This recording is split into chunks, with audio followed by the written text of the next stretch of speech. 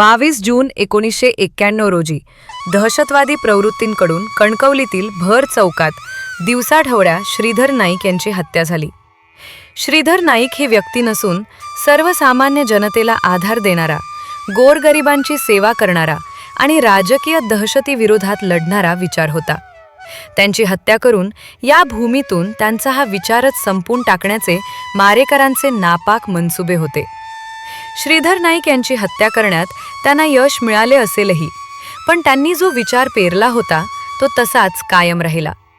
आज त्याच विचाराची कास धरणारे श्रीधर नाईक यांचे दोन्ही पुत्र कणकवली नगरपंचायतीत नगरसेवक बनले आणि सुशांत नाईक यांची उपनगराध्यक्षपदी निवड झाली. अशा प्रकारे तब्बल 35 वर्षांनी नियतीकडून न्याय होण्यास प्रारंभ झाला आहे. श्रीधर नाईक यांचा राजकीय वारसा घेऊनच त्यांचे पुत्र सुशांत नाईक यांनी कॉलेज जीवनातच आपल्या राजकीय जीवनाची सुरुवात केली.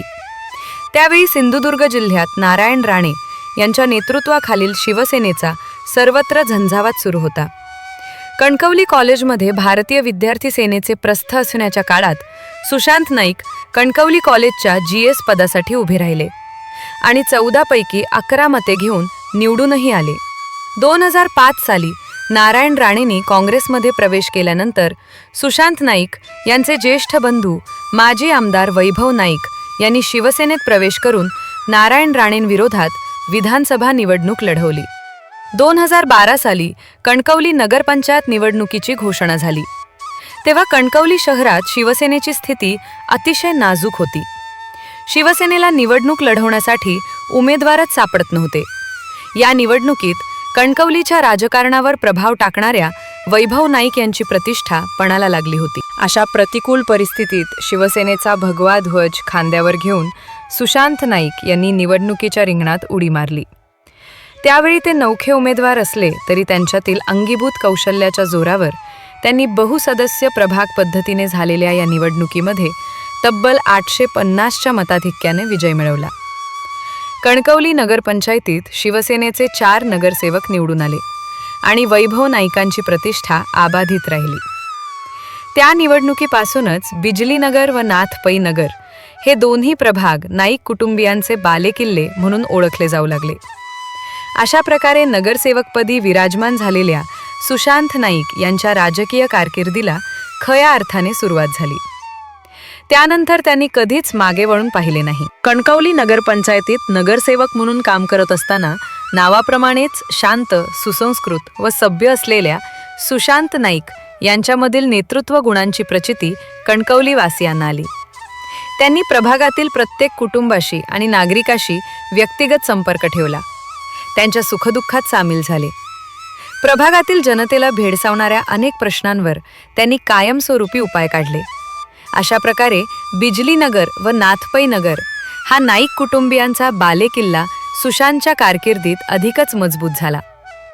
2014 साली शेजारच्या कुडाळ मालवण विधानसभा मतदारसंघात पुन्हा एकदा वैभव नाईक नारायण राणेंविरोधात निवडणुकीला उभे राहिले.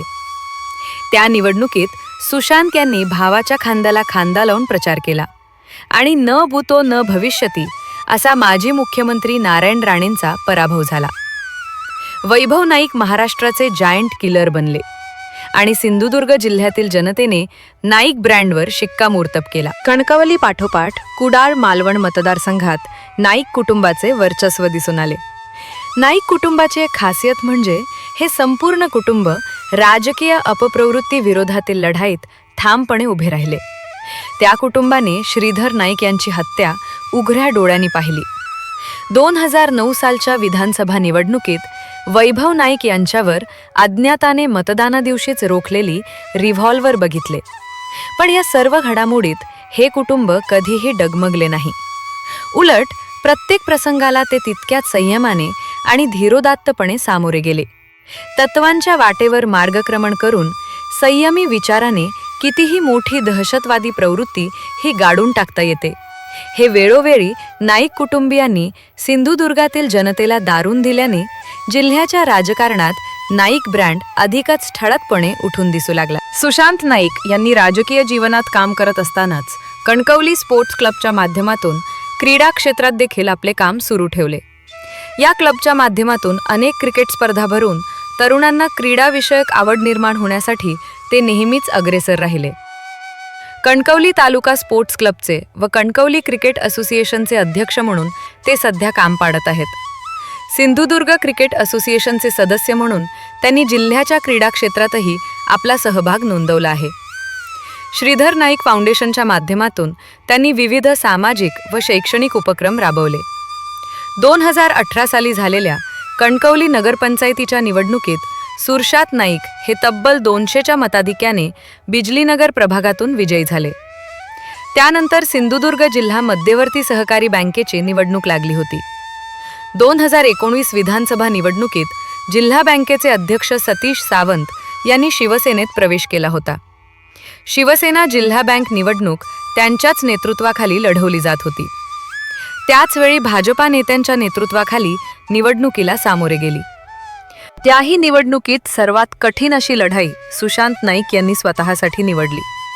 त्यांनी पतसंस्था या विभागातून थेट माजी आमदारांनाच आव्हान दिले. सहकार क्षेत्रात मातब्बर समजल्या जाणाऱ्यांसमोर नवख्या सुशांत नाईक यांचा निभाव लागणार नाही असाच अंदाज अनेकांनी व्यक्त केला होता.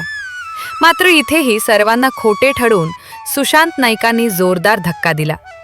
140 मतदारांमध्ये माजी आमदारांचा 11 मतांनी पराभव करून सुशांत नाईक जिल्हा बँक निवडणुकीत जायंट किलर बनले. त्यांची सहकार क्षेत्रातील कारकीर्द सुरू झाली. शिवरामभाऊ जाधव, DB ढोलम यांच्यासारख्या सहकारातील दिग्गज लोकांचा आदर्श डोळ्यासमोर ठेवून त्यांनी आपले सहकार क्षेत्रातील काम सुरू ठेवले. सिंधुदुर्ग जिल्हा बँक निवडणुकीत जायंट किलर ठरलेल्या सुशांत नाईक यांच्या पाठीवर शाबासकीची थाप देण्यासाठी शिवसेना पक्षप्रमुख उद्धव ठाकरे यांनी त्यांची युवा सेनेच्या जिल्हा प्रमुखपदी नियुक्ती केली.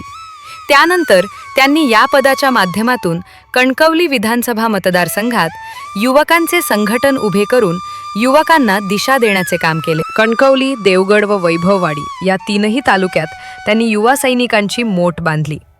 त्यामुळेच गेल्या वर्षी पार पडलेल्या विधानसभा निवडणुकांमध्ये कणकवली मतदारसंघातून उमेदवारीसाठी सुशांत नाईक यांचे नाव हे शेवटपर्यंत आघाडीवर होते. मात्र शेवटच्या क्षणी शिवसेना पक्षप्रमुख उद्धव ठाकरे यांनी उमेदवार म्हणून संदेश पारकर यांच्या नावालाच पसंती दिली.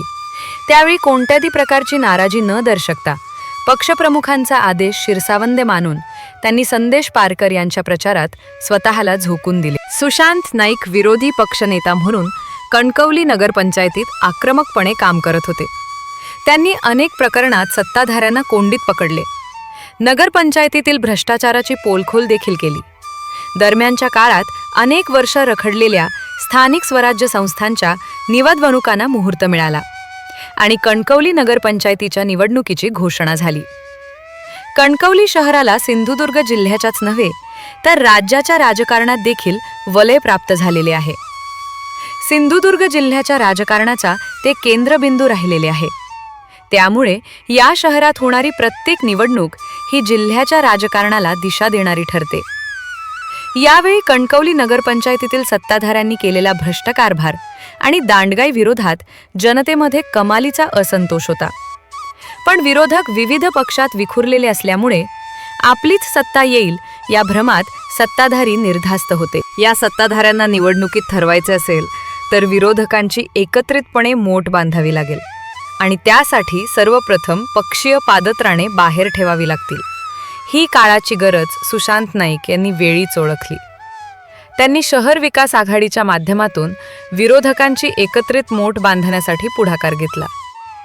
राज्याच्या राजकारणात विळी भोपळ्याचे वैर असणारे 2 गट कणकवली नगरपंचायत निवडणुकीत शहर विकास आघाडीच्या माध्यमातून एकत्र आलेत आणि राज्याच्या राजकारणात खळबळ माजली. कणकवलीचे राजकारण पुन्हा एकदा महाराष्ट्रात चर्चेचा विषय ठरले. संदेश पारकर यांना शहर विकास आघाडीकडून नगराध्यक्षपदाची उमेदवारी देण्यात आली. सुशांत नाईक यांचे पाकटे बंधू संकेत नाईक हे नगरपंचायत निवडणूक लढवण्यासाठी उत्सुक होते. बिजलीनगर व नाथ पै नगर या नाईक कुटुंबियांच्या बालेकिल्ल्यात सुशांत नाईक निवडणुकीला उभे राहिले असते तर सहज निवडून आले असते. मात्र कदाचित सोपी आव्हाने पेलणे त्यांना आवडतच नसावे. इलाका कुत्र्यांचा असतो पण वाघ संपूर्ण जंगलाचाच राजा असतो. कणकवलीत आपले नेतृत्व सिद्ध करायचे असेल तर कोणत्याही वॉर्डमध्ये निवडून येण्याची आपली क्षमता असली पाहिजे, याची सुशांतला पुरेपूर जाणीव होती.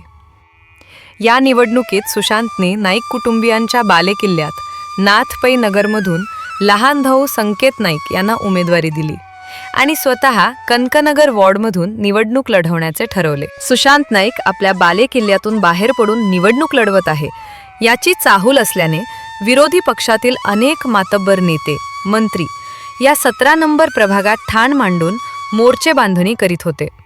मात्र तोपर्यंत सुशांत नाईक यांनी शांतपणे त्यांना प्रत्युत्तर न देता आपले काम, प्रत्यक्ष गाठीभेटी, संवाद सुरूच ठेवला होता. सुशांत नाईक यांचा पराभव करण्यासाठी कनकनगरात पैशाचा पाऊस पाडण्यात आला. मात्र श्रीधर नाईकांची पुण्याई आणि सुशांत नाईकांचे कर्तृत्व यासमोर तो पैसा देखील फिकाच ठरला. अधर्माची ताकद कितीही मोठी असली तरी विजय हा नेहमी सत्याचाच होतो. या उक्तीप्रमाणे सुशांत नाईक हे 165 मतांच्या घवघवीत मताधिक्याने विजयी झाले.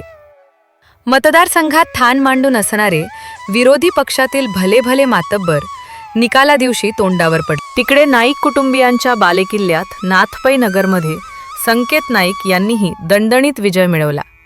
अशा प्रकारे श्रीधर नाईक यांच्या दोन्ही पुत्रांच्या कपाळी विजयाचा गुलाल लागला. कणकवलीतील नरडवे चौक एकेकाळी श्रीधर नाईक यांच्या रक्ताने लाल झाला होता.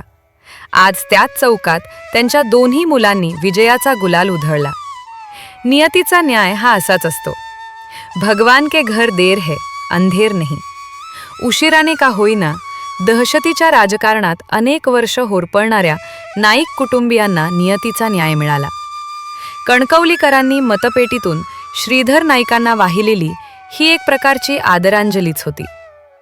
त्यांच्याविषयी कृतज्ञता व्यक्त करण्यासाठी आप्पाच्या दोन्ही मुलांना विजयी करून श्रीधर नाईक हा विचार कणकवलीच्या मातीतून कधीच पुसता येणार नाही.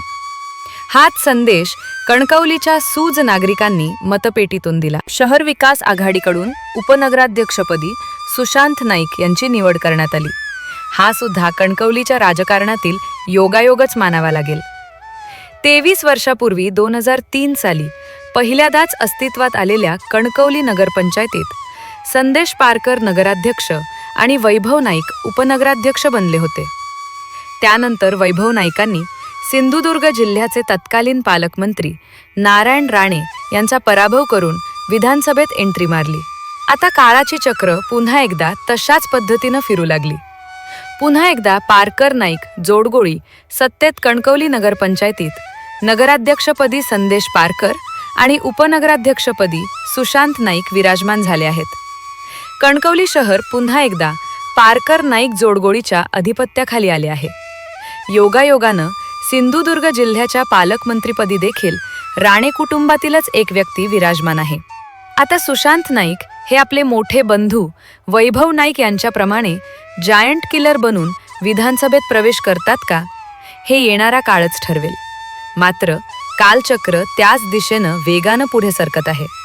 कणकवली उपनगराध्यक्षपदी विराजमान झालेल्या सुशांत नाईक यांचे अभिनंदन करतो.